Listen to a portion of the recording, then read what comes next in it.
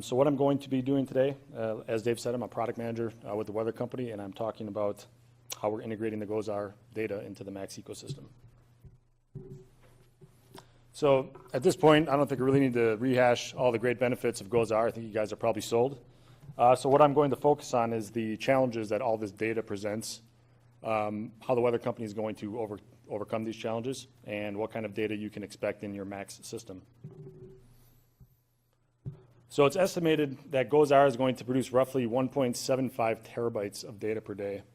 And it really changes the paradigm of how the data needs to be delivered to you. As you've seen, it changes how we need to get it, but it also changes how we need to send it out.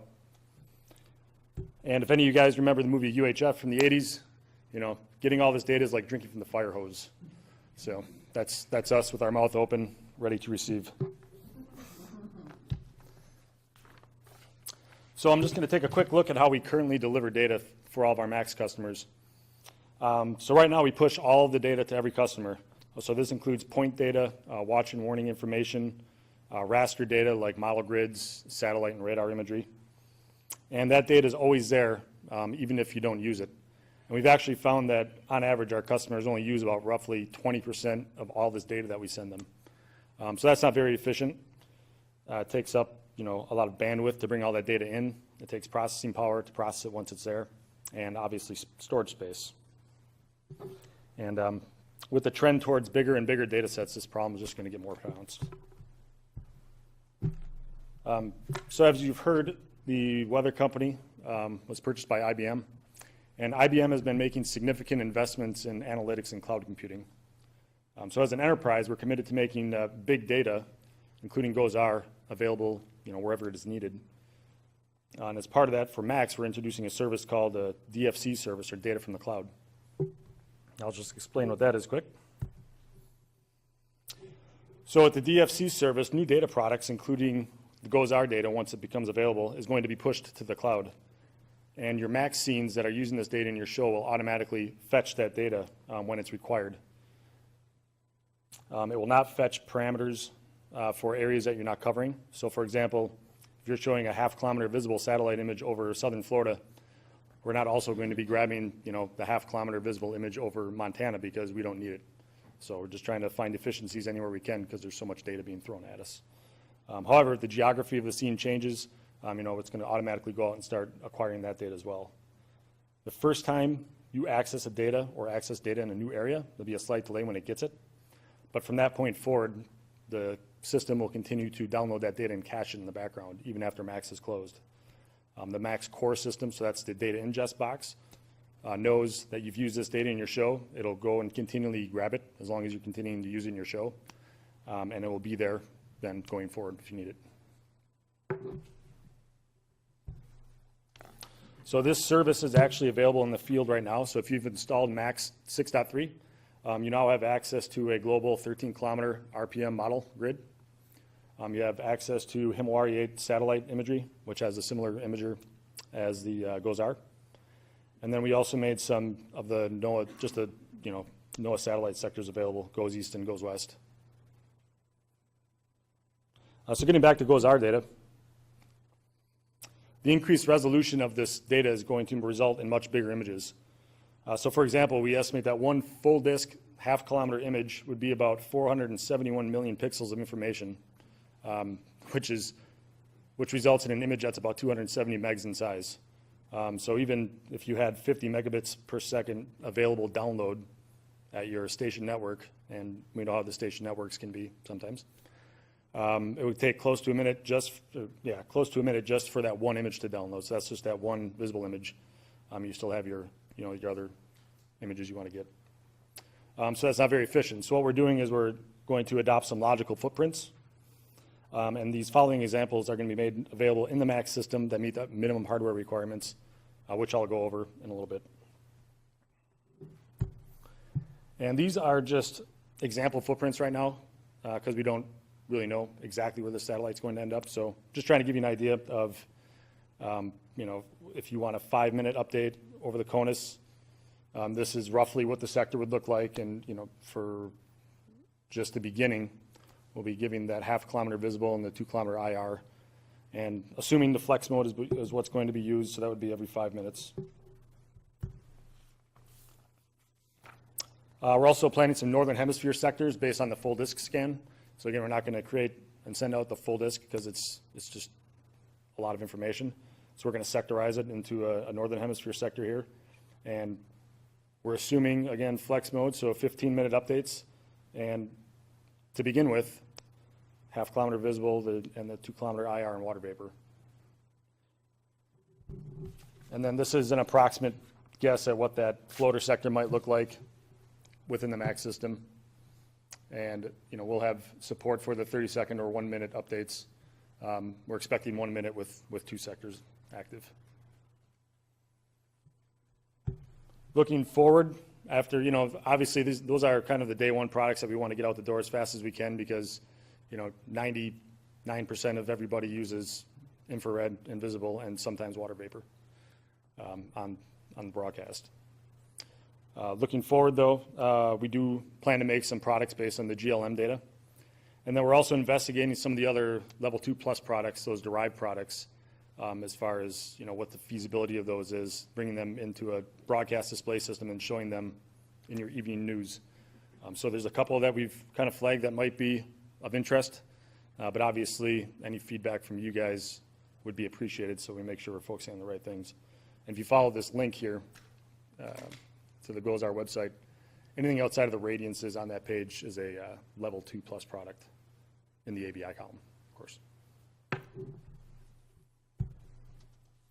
So as far as hardware goes, the GOES-R data will only be available within MAX, so we're not making it available in our older systems like the Weather Pro or the Fusion or Live, et cetera.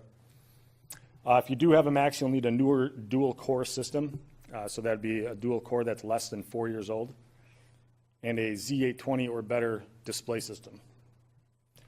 If you have an older system, we'll use the GOES-R data to synthesize the current products you get at their current spatial and temporal resolution once GOES east or west goes away.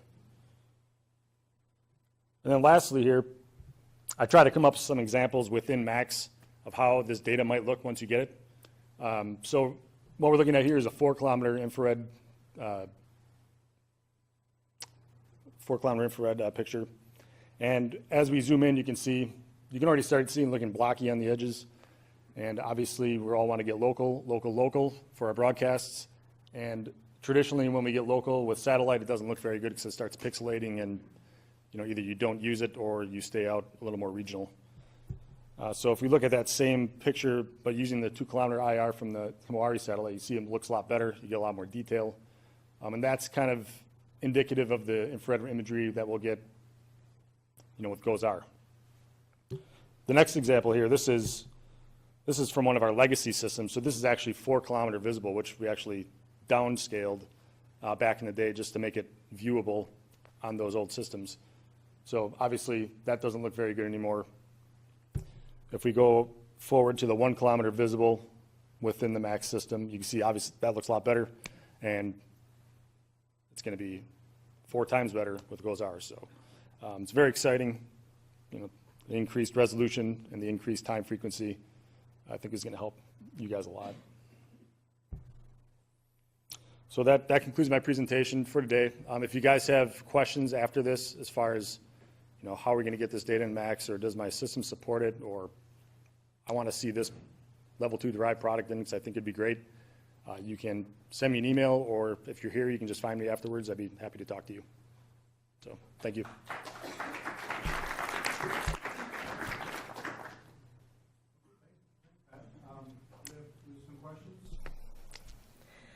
Hi, Irene Sands from WFTV in Orlando, Florida. How long would it take after the data becomes available for you guys to actually put it in place for us? So that's a great question. So, we're planning on the data being available to us at launch plus 88 days-ish, because that's when they turn on all the systems. As far as when we get that data turned around and usable for you guys. 89? 89 days? I read 88. What happened? So, we're going to try to turn that data around as soon as we can. And, during those first 6 months, we are at the mercy of, it's being It's a beta product at that point, so it could be there, it could go away. You know, it could look different one day than the next. I don't think it's going to be that much different, but I guess we're going to find out together. But yeah, so our goal is to make it available as soon as possible after it becomes live. Hi, Pat. Mike Augustinak, WCCO in Minneapolis. You said that data will continue to cache in the background. Yes. Once you start to pull it in. How long will that continue? Like, will it reset every midnight or something? No, it actually goes several days. So if you use, I'll go as our scene in your show, and then 2 days later use it again, you know, it'll keep refreshing. Now, if you don't use it for like a week, it'll stop getting it. Okay. So, good question. Yes. Irene Sands again. And how long would it hold in the system? So I know that there's some limits to how much each feature holds. Right. How is it going to go As far from as those? how many hours of data you're going to be able to save on your system? Yes. I don't know the answer to that question right now. Okay. You know, I guess we're going to find out together. 89th day.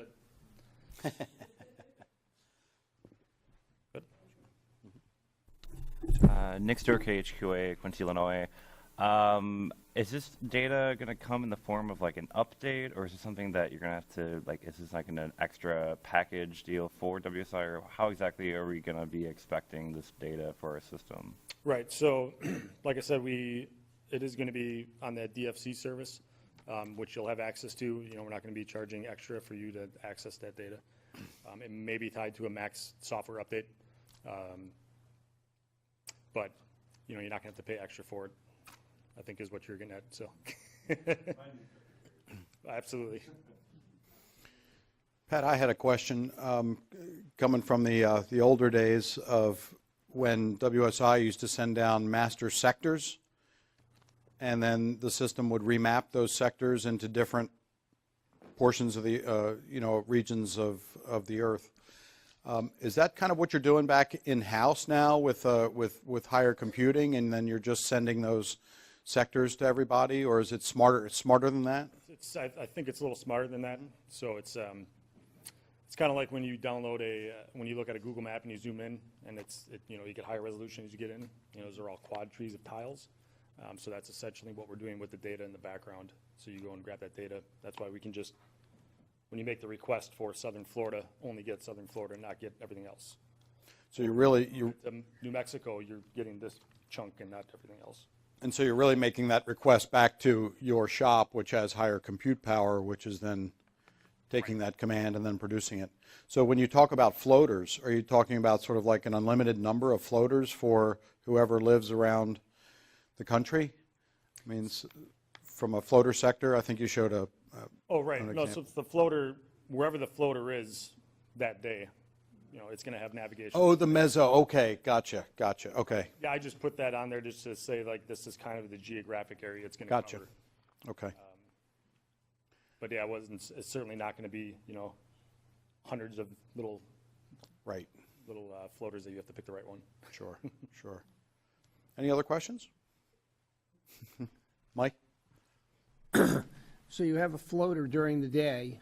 I'm sorry, Mike Mogul, Naples, Florida, again. So you have a floater set up early in the day, say for the Central Plains. Mm-hmm. And you have one of these situations such as went through Washington, D.C. back in 2013, where the derecho started in Chicago in the morning and hit the East Coast in the evening, in nighttime hours. Are you going to change that floater during the day if the weather situation warrants? Well, we don't control that. So we're at the mercy of where NOAA sets the floater. Okay. So, you know, we're just going to display whatever NOAA gives us. So if the floater's here and then all of a sudden it changes to here, on your display system, you know, at your shop, you have to know to move over to where they've Okay, moved so the individual station or whoever subscribes can decide that they're interested in a particular area and they can get that area. Nope. It's all NOAA makes that decision, and we're just displaying the data. So unfortunately, the local meteorologist at the station isn't going to have a whole lot of say in where that floater is placed. Okay, let me rephrase. Remove the floater. Yep. There's sectors around the United States. If I'm, say, in Chicago, and I'm looking at the Chicago sector, but Washington DC area wants to look at the Chicago sector, can they look at the Chicago sector just by getting it? Yes, I mean, if you're a station anywhere in the US or You can get any sector anywhere in you the want. world, you know, if you're subscribed to GoZar data and, you know, the meso floater sector is in Arizona for some reason, you can look at it. Okay, no, I'm not making myself clear. Forget the sector. I mean, forget the floater. Forget the mezzo, I think he's Okay. saying. Yeah, Forget you can mezzo have ops. I can access any sector I want anywhere. Right, so yeah, so we're gonna have, if you want 5 Okay. minutes updates, you'd select the CONUS sector. If you want, you know, if it's outside of the CONUS, you'd have to select, you know, a bigger, But I can't zoom in on a particular part of the U.S. My zoom in my anywhere you want. resolution will be the U.S. unless it's that floater. No. Okay, no, I'm lost. okay. Okay. We can talk afterwards, I can explain it to you. All right. Irene? Last one, I promise. How long would it take for a sector? It's gonna populate pretty fast on our systems, or we're not going back to rendering, right? No. Okay, no. all right, good. But how long would it take, like, let's say, an average section, like Right, southeast or something our like goal that? right now, and we don't know because we don't have the data yet. Yeah. But our goal is to make it available within a minute of when we have it.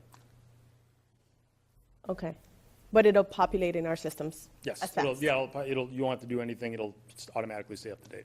Okay, cool. Sweet. Okay, Pat, thank you very much. Appreciate it. Thank you.